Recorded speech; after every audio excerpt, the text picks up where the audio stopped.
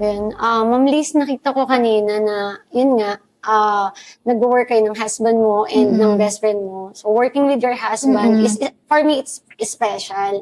And, paano niyo siya nababalance, yung pagiging partners niyo in business? Yun nga, sabi ko nga, iba-iba kasi kami ng ugali. So, ako yung jolly, si Sir Jomel yung serious type. Tapos si Louie yung taga-balance namin, yung referee namin, siya yung referee namin. So, sabi ko nga gano'n, dapat talaga tatlo kami. Kasi kung dalawa lang kami or mag-isa lang ako, hindi ko kaya. So, sabi ko nga, sa aming tatlo, perfect chemistry kami kahit magkakaiba kami ng ugali. But end of the day, tatawanan lang namin.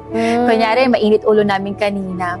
Maya-maya sabihin namin, yung pangit mo kanina, nakasimangot ka lang, yung gano'n. So, talagang ang end of the day, tatawanan na lang namin na nangyari yung inisan namin na yun. So, it means ang nagpapabalance sa inyo is communication.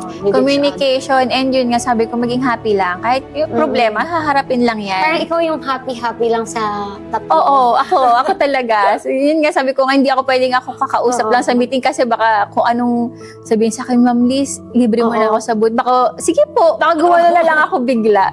Sabi, abonado na naman, endorser ka pa, mga ganyan. So, sabi ko nga, happy lang talaga. Talagang kailangan mo lang talagang enjoyin yung nangyayari sa buhay.